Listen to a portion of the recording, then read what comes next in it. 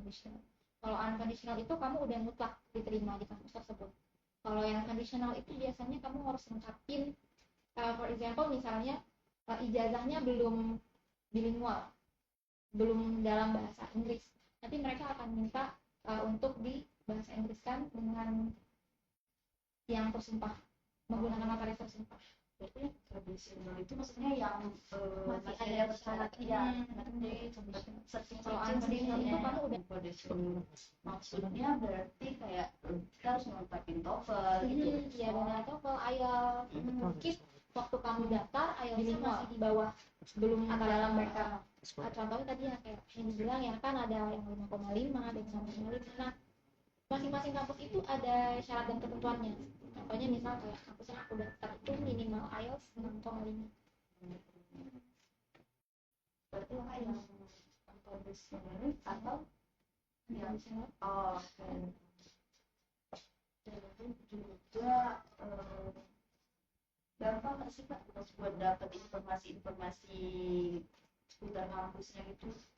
Sebenarnya awalnya kemarin susah gampang sih. Aku juga udah nyari dari sejak aku masih S1 di aku udah nyari tahu udah lama banget gimana sih caranya daftar, apa aja sih yang aku butuhin untuk daftar ke kampus tersebut. Dan itu ternyata emang lumayan banyak banget. Dan hal yang paling aku sesali di kampus adalah aku tidak ikut terlibat dalam organisasi apapun di kampus, karena itu menjadi salah satu hal yang paling penting untuk kamu diterima di kampus luar negeri. Ya, seperti kayak saya kamu ikut hima. Nah, aku dulu misal banget gak pernah ikut organisasi, karena mereka bakal nanya apa sih kontribusi yang udah pernah kamu buat di kampus, seperti networking kamu tuh gimana sih, kepemimpinan kamu tuh gimana sih. Maksudnya walaupun kita kuliah udah di luar negeri masih tetap ditanya waktu kamu awal daftar itu tetap, karena di situ kamu disuruh buat personal statement. Itu menceritakan gimana kamu sekarang, yang misalnya kamu daftar S2 nanti akuntansi lagi, mereka pasti bakal minta background akademik kamu seperti apa, apakah linear atau tidak, terus gimana sih kelanjutan apa yang bakal kamu lakukan setelah kamu mendapatkan LLM di kampus tersebut. Soalnya tujuan kamu tuh apa ke depannya, visi misi kamu tuh apa ke depannya. Apalagi kalau ambil research ya, itu biasanya kamu harus nyari dosen di kampus tersebut, hubungi secara pribadi apakah dia mau jadi supervisor kamu atau enggak. Kalau dia udah ACC, baru kamu bisa daftar ke kampus tersebut. Pasti yang menurut Kak paling berat ya waktu masukin berkas, atau yang paling susah ya maksudnya berkas, karena kan kita kan Indonesia maksudnya rada susah gitu loh kalau maksudnya ngurus berkas dari itu yang itu enggak kayak enggak tuh buat ngumpulin surat-surat itu berkas apa yang paling susah. Kalau menurut aku sih IELTS ya. IELTS ya, walaupun aku bilang aku bisa bahasa Inggris, cuman IELTS akademik itu beda banget sama IELTS yang biasa kita gunakan sehari-hari. Itu kayak lebih brainstorming. Aku bahkan 2 kali gagal IELTS. 2 kali gagal. Yang terakhir alhamdulillah bisa. sampai dari 2021 sampai 2022 aku udah mulai searching, udah mulai persiapan. Berarti maksudnya udah persiapannya tuh matang banget. Dengan berarti tahapannya awalnya kan pasti administrasi, dari lengkapin berkas, terus juga setelah itu ada tahapan apa lagi nih Kak? Tinggal daftar aja kalau misalnya udah berkas pertama yang diperluin itu surat referensi dari dosen yang membimbing kamu. Terus misalnya kalau kamu kerja juga mereka bakal minta referensi dari atasan, terus kurikulum vitae, terus CV.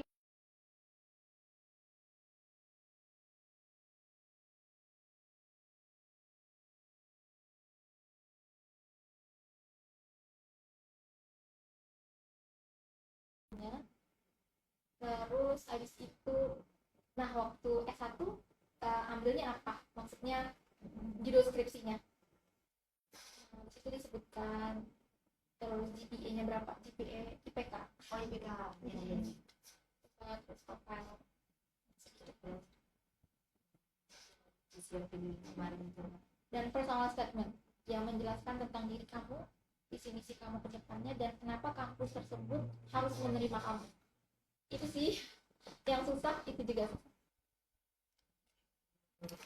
Kalau buat dari siapin semuanya ini kan beasiswa Mbak. Kita harus tetap maksudnya siapin finansial lebih nggak sih?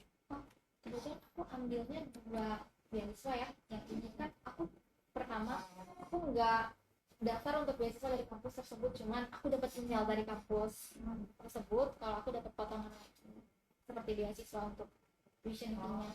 Aku ambil beasiswa ini dari Cipening, itu dari Inggris, ambilnya dari sini untuk beasiswa. Berarti pemotongan habis atau Pemotongan habis kalau Cipening, tapi belum ada pengumuman untuk dari Cipeningnya. kalau buat tempat tinggal maksudnya di sana itu dari kita sendiri atau ada disiapin dari asramanya gitu? Ada asramanya. Tapi asrama itu bayar juga. Iya, kalau misalnya kamu bayarnya mandiri, kamu bayar mandiri untuk asramanya. Cuma kalau kamu beasiswa, biasanya itu udah include semuanya, untuk biaya buku, terus tuition fee-nya, dan yang lain, biaya research, tempat tinggal, bahkan kamu juga dapat uang saku itu per bulan sekitar 1.250 pound sterling. Mungkin kalau dirupiahin sekitar 20 jutaan, dapat uang jajan dari pemerintah. Iya, dari pemerintah. Iya, tergantung. Kalau kamu ambil Cipening, kamu dapat uang dari pemerintah Inggris. Tapi kalau kamu datang LPDP, pemerintah Indonesia yang kasih kamu jajan. Nah, tapi maksudnya nominalnya dari yang sama. Kalau tahu aku ya, LPDP lebih besar sih. Iya, LPDP itu sekitar 25 jutaan ya uang jajannya per bulan dari pemerintah. 25-30. Pas sebelumnya ambil jurusan apa untuk lanjutan? S2-nya aku ambil Exchange Master of Science Business Faculty. Berarti masih berhubungan juga sama akuntansi? Iya, masih untuk peralatan. Itu masih sedikit maksudnya itu jurusannya tuh lebih kemana gitu, terus prospek kedepannya sebesar apa kalau buat di Indonesia sendiri? Kalau aku ngambil bisnis analitik ini awalnya untuk perusahaan aku ya, karena untuk lebih memudahkan aku dalam mengambil keputusan-keputusan besar di dalam perusahaan. Nah, di sini aku pernah ambil kelas di Coursera, itu dari Glasgow University untuk base-nya. Jadi itu sebenarnya hampir mirip sama Excel, cuman lebih kompleks. Jadi data-datanya itu lebih banyak. Kayak aplikasi GPI, Pak cuman mirip-mirip Excel, kita masukin data-datanya. Nanti mereka bisa convert ke grafik analitis. Jadi kita bisa dia lebih kalau akuntansi kan agak mencakup luas ini. Kalau itu maksudnya lebih dalam lagi, spesifik lagi benar. Iya, jadi contohnya misalnya kamu bergerak di bidang apa nih perusahaannya, nanti kita masukin data penjualan A, penjualan B, penjualan C, kan produknya banyak. Nanti mereka bisa ngolah data, oh ternyata di pasar global itu mereka lebih tertarik sama ini yang lebih dibutuhkan masyarakat, ini yang lebih diminati masyarakat.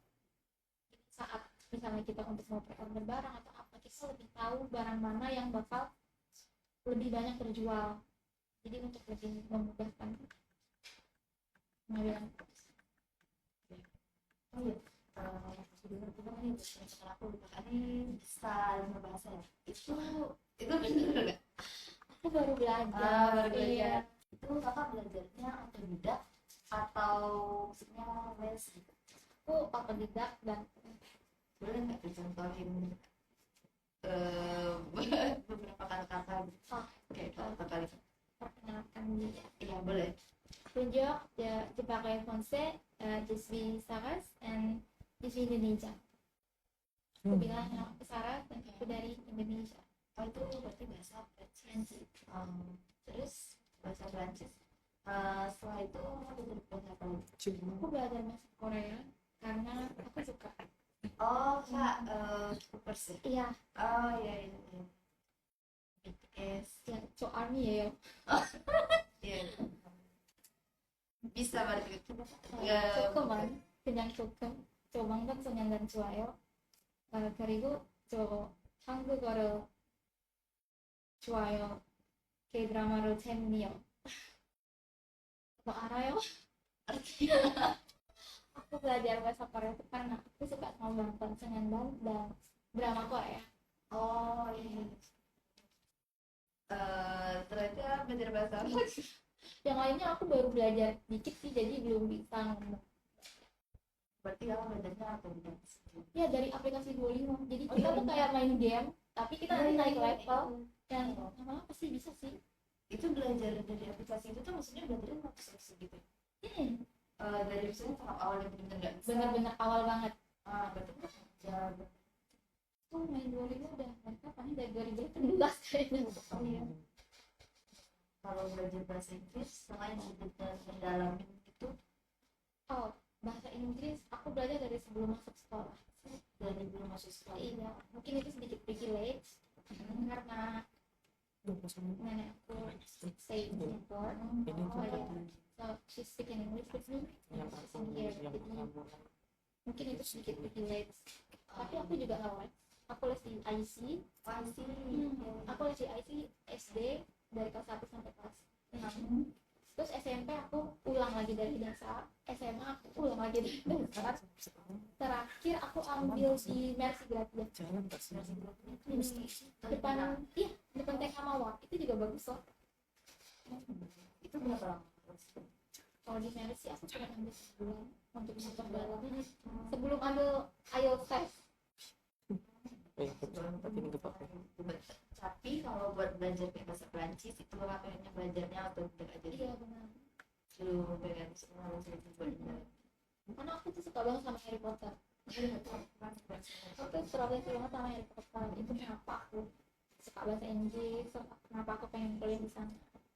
Aku pengen kuliah di kampus yang sebenarnya jadi setting scene Harry Potter di Edinburgh sama Glasgow.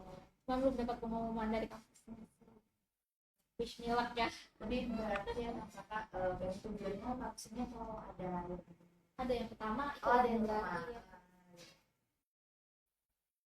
Ini tiga sih sebenarnya. Ini phase 3. Berarti ada yang terus juga ini apa maksudnya orang tua mendukung kalau kuliah luar negeri. Alhamdulillahnya ya, orang tua aku mendukung kalau untuk pendidikan ini. Mendukung semuanya maksudnya. Cuman Kalau bakal jauh dari keluarga kan sekarang S2 kan udah bukan dalam waktu yang singkat. Pasti mesti bakal jauh dari keluarga dan kemana. pernah sih waktu itu orang tua pernah melarang. Jadi waktu itu aku pernah ke Malaysia untuk ketemu sama perusahaan aku ini kan bergerak di bidang interior design ya. Jadi aku waktu itu ketemu sama beberapa pemilik perusahaan dari luar negeri ke pabriknya. Salah satunya itu Marathon Korea. Aku ketemu presiden direkturnya di sana. Dia sempat offer aku kerjaan untuk ke Korea, cuman orang tua aku nggak ngasih karena terlalu jauh. Tapi kalau berarti Kalau untuk pendidikan dia baru dikasih. orang kan tinggal sendiri ya. Iya. Tapi meskipun keluarga nggak stay gitu langsung. Tinggal mama. Yang lain udah pada pindah kota karena udah pada nikah ya. Balik ke Surabaya sama Jakarta. Iya. Tujuan kakak emang maksudnya pengen lanjutin S2-nya mau ke luar negeri. Iya. Karena ini sama negara tujuan, tapi kota tujuan aku itu Scotland. Iya. Karena di sana kamu tahu ada Smith, bapak bisnis. Sebenarnya aku pengen kuliahnya di Glasgow University, ada Smith Business School, karena kayaknya dan karena kamu tuh juga dijadiin untuk syuting film Harry Potter itu. Oh, itu Iya, tujuan itu karena tujuan awalnya. ada nggak sih situs web gitu yang benar-benar bisa membantu banget biar dapetin informasi biar bisa Kalau kamu mau coba tanya-tanya di UK itu ada namanya iBeg. IBEC, IBEC. Nah, itu kan bisa dapat kontaknya nanti kalau mau. Juga aku bisa sharing sih ke kalian nomornya biar bisa tanya-tanya ke adminnya. Benar. Apa aja sih kak yang dibutuhin? Aku harus siapin apa aja ini? Kalau misalnya kita kan masih kayak Delim sekarang nih masih kuliah tapi pengen maksudnya untuk kayak semester 4-nya pengen keluar negeri itu bisa nggak atau kami harus selesai S1 kami dulu gitu, Bisa sih atau pertukaran pelajar. Bisa pertukaran pelajar kayak summer school atau apa. Tergantung dari kebijakan kampusnya sendiri. Oxford kalau nggak salah aku ada deh. Iya, sport. Iya, pertukaran pelajar. Tapi itu maksudnya itu kita biaya sendiri atau gimana? Ada yang biaya sendiri, ada yang beasiswa. Ada yang beasiswa juga? Ada yang beasiswa juga. Sering-sering rajin-rajin searching. Ya benar. Sebenarnya tuh kadang tuh ada tuh nih rajin searching. Cuman kan sekarang kan nggak mungkin banyak hoax gitu. Kadang kayak dia bilangnya emang banyak di sini bisa tapi tidak belajar atau bisa lanjut S1 terus tahu-taunya di iming-imingnya tetap ujung belakangnya uang gitu. Jadi kan misalnya bisa langsung ke situs kampusnya. Bisa langsung maksudnya situs kampus itu dia satu-satu per kampus atau dari beberapa kampus di luar negeri. Misalnya kamu coba mau summer school ke Oxford, kamu buka situs Oxford. Atau kamu mau pertukaran pelajar ke kampus mana, kamu lihat di kampusnya ada nggak pertukaran pelajar. Tapi maksudnya dia memiliki yang benar-benar nanti diseleksi juga. Diseleksi juga. Kamu ini nggak, maksudnya sesuai nggak sama standar mereka untuk pertukaran pelajar di sana. Hampir semua kampus semua tergantung kita cari informasi. Benar. Kalau yang untuk Inggris aku tahunya IBEC. Ya nanti itu juga tetap gunain IELTS atau TOEFL itu. Iya. Itu wajib. Tapi itu free sih. Kalau kamu nanya apapun sama dia, minta bantu daftarin dari nol sampai kamu dapat LOA, itu semuanya free. Bahkan mereka bakal bantuin kamu sampai kamu berangkat ke UK. Itu free tanpa ada biaya sampai di nanti biaya visanya. Iya, biaya visa. Terus kalau itu udah termasuk juga ada enggak, belum. Biaya visa kamu urus sendiri, terus apa ya? Asuransi kesehatan. Itu juga sendiri. Atau sendiri nggak cover, berarti yang di cover itu nunggu setelah kita di sana kayak pendidikannya aja atau buat individu makan atau apa tetap cover kita sendiri. Iya, tapi kalau kamu ajunya beasiswa itu semua di cover beasiswa. Walaupun maksudnya lanjutin dari semester berapa gitu. Enggak, kalau itu enggak. Enggak, berarti benar-benar kalau mulai dari S1 atau lanjut S2. Iya benar. Kalau yang paling dibutuhin berkas sertifikat itu atau perlu pengalaman dulu tuh? Kalau untuk kampus ya, daftar S2. Iya, S2. Biasanya mereka minta pengalaman kerja, atau pengalaman kerja sih. Kalau aku yang selama ini aku dimintainnya pengalaman kerja sama hasil research kayak skripsi. Juga. Iya, di skripsi kamu apa, dan yang paling penting itu referensi letter. Nah, aku kan minta referensi letter dari Pak Hendrik. Nah, itu kamu jangan mendadak. Itu katanya kampus kan? Iya, berarti kalau sertifikat itu perlu juga. Maksudnya itu nggak terlalu menjauh. Cuman organisasi itu mempengaruhi. Organisasi mempengaruhi banget. Karena biasanya kampus itu mau lihat kamu itu individu yang seperti apa. Berarti nanti tuh setelah lulus itu ada sesi wawancara lebih dalam lagi atau cuma pas awal-awal kita masukin CV, setelah itu kalau dinyatakan lulus keluar LOE-nya kita lulus, atau ada tahapan lain setelah itu misalnya sesi wawancara lagi sama pihak kampus? Udah selesai sih. Kalau di kampus yang aku tuh sejauh ini selesai. Di situ. Ini perlu relasi nggak sih? Beneran enggak? Terus nggak terlalu dominan. Mereka lebih minta apa sih kelebihan kamu dan kenapa kamu harus diterima di kampus tersebut. Jadi itu kamu kayak tulis karangan aja untuk di personal statement, tapi realistis.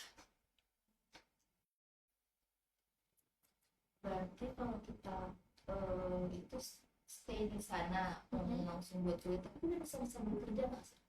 Boleh banget. Di sana mahasiswa rata-rata kerja maksimal 40 jam per minggu dan bayarannya lumayan tinggi sih.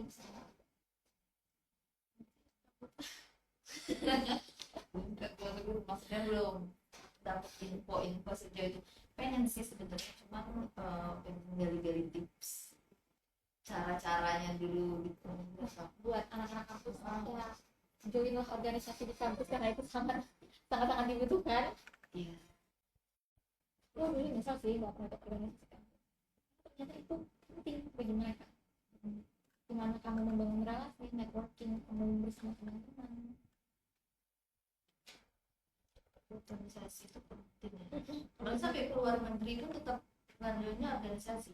Iya, aku sempat ikut organisasi, cuman nggak yang dari kampus. MUN, Model United Nations. Jadi itu kayak aku sama anak-anak dari luar negeri itu seolah-olah rapat di PBB, Persatuan Bangsa-Bangsa. Nanti kita ngebahas tentang permasalahan dunia. Itu kalau misalnya belum punya organisasi sama sekali tapi tetap memajuin itu mungkin yang besar Bisa sih, tapi aku saranin sebisa mungkin minimal ada satu organisasi yang pernah diikuti.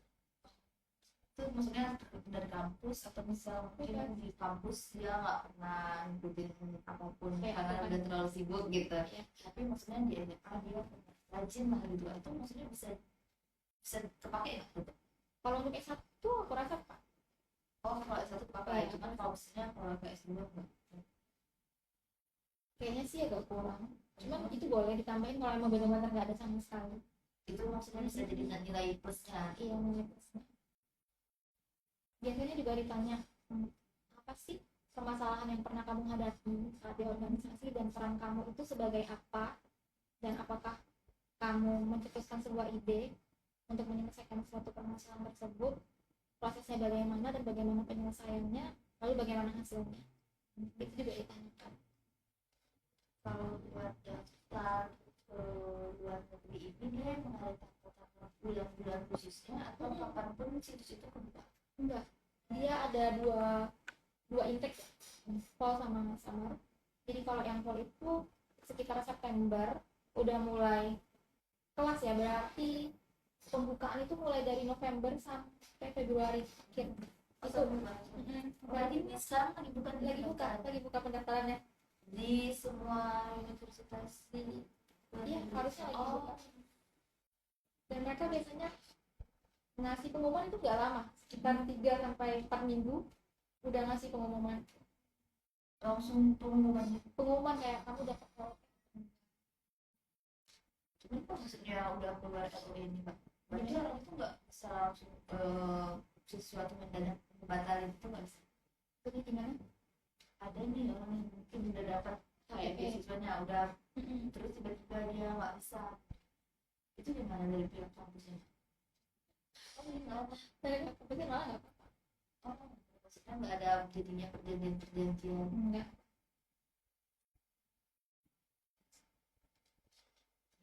Juga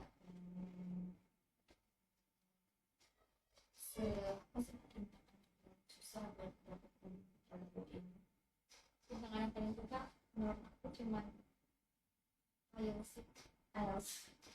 2 kali yang Iya, aku 2 kali gagal IELTS. Sebenarnya enggak dibilang gagal sih, maksudnya aku tidak mendapatkan nilai yang aku inginkan. Aku terakhir dapat 5,5 terus tadi itu udah mencapai nilai minimal. belum, yang terakhir sudah mencapai nilai minimal. Juga alhamdulillah. Tapi IELTS sama TOEFL itu sama nggak sih? Beda, cuman mirip sih, cuman dalam sistem ujiannya sedikit berbeda. Kalau IELTS kan dibagi jadi 4 ya, reading, listening, speaking, sama writing. Nah, mereka tuh ada paslon-paslon masing-masing, jadi ada 8. Biasanya kalau yang speaking itu langsung video call dari orang UK langsung ngobrol aja. Itu IELTS. Oh kalau TOEFL itu lebih ke Kayaknya lebih banyak soal ya. oh writing kan. Ya reading. Ya. Aku pernah ikut kelas TOEFL yang benar-benar TOEFL banget, itu belum. Kalau di kampus kita kan skripsi Cuma kalau itu tutornya yang rame-rame di ini kan ya, yang ujiannya bareng-bareng rame-rame gitu ya. Iya pernah sih. Tapi kalau ujian aslinya harusnya enggak. Kalau misalnya kita udah dapet TOEFL gitu dari kampus, kita bisa ngajuin lagi nggak buat ke ini Kak, langsung kan 1 tahun tuh TOEFL itu kan. Tapi tutornya ini enggak, maksudnya tersertifikasi internasional nggak dari kampusnya? Kalau Dia tersertifikasi. benar tersertifikasi secara internasional. Biasanya dikeluarin IDP atau British Council yang diakui dunia sih itu. Oh ini dari mana? Tutor kita dari mana? Aku lupa deh udah lama. Juga belum nah gitu kan Oh iya. karena dia kan semester 2 kan, jadi belum tahu informasinya banget nih. Makanya pengen tahu kalau misalnya udah dapet TOEFL kan itu katanya 1 tahun kan TOEFL itu, mantap maksudnya bisa diajuin lagi buat ke masukin ke ngajuin beasiswanya. Enggak sih. Setahu aku kalau yang untuk ke perguruan tinggi luar negeri itu harus ada tes di IDP atau British Council.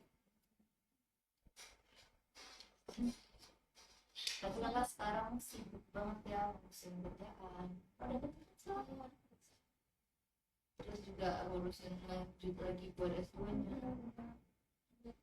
Aku juga sebelum bikin essay dan proposal aku juga proofreading.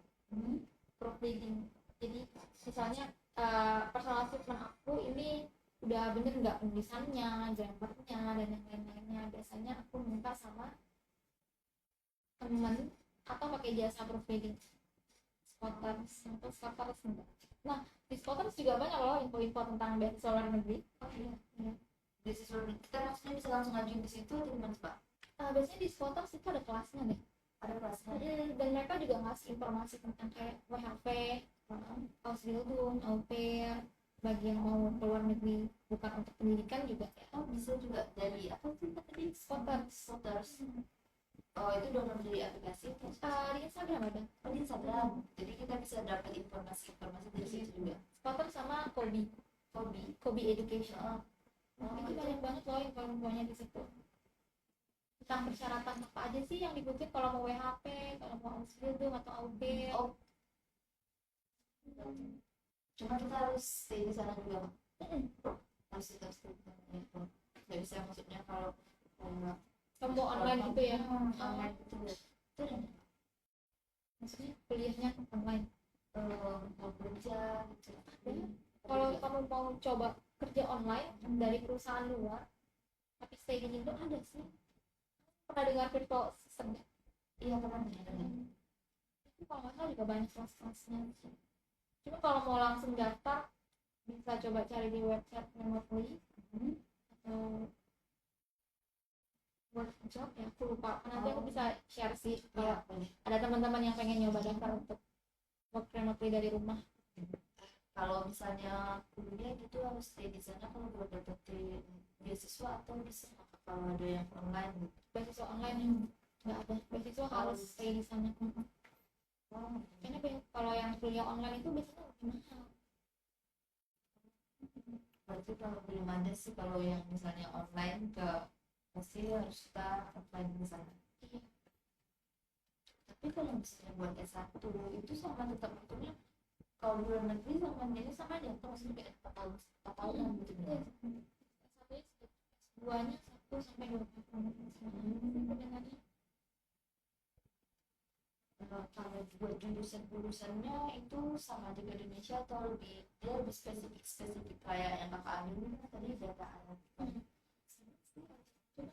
Kalau kita kan satu nih umum ya, hanya akuntansi.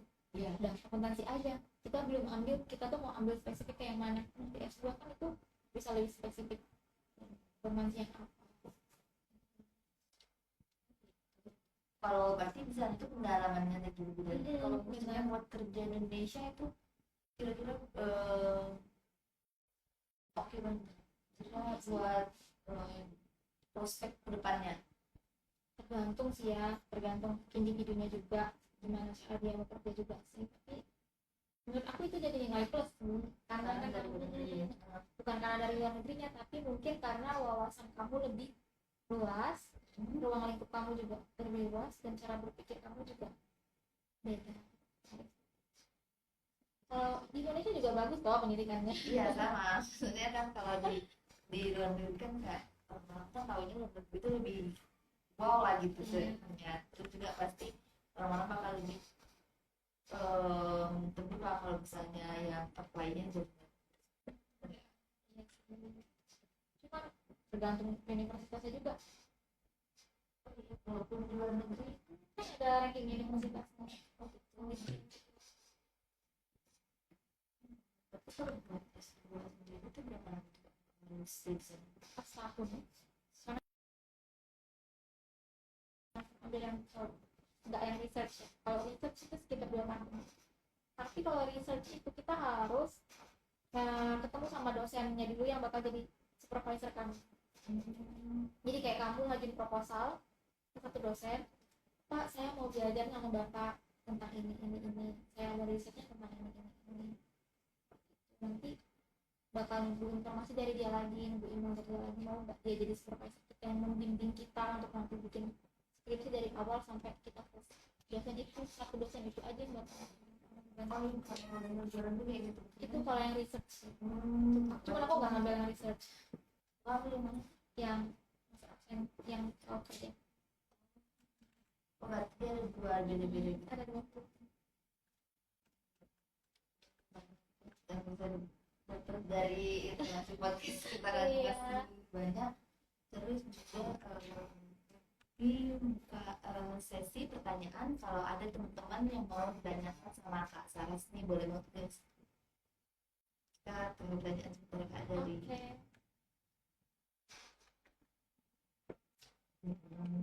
Tadi sendiri sibukannya kerja Cuma malam ada kelas.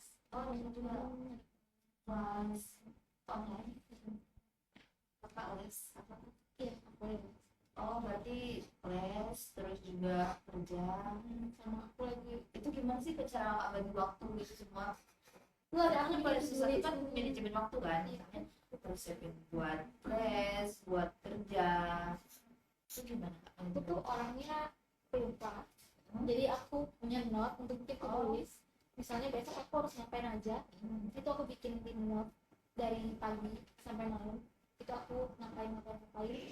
Dan malam misalnya ada kelas, jadi aku bikin to-do list. Oh buat to-do list gitu. Buat to-do list.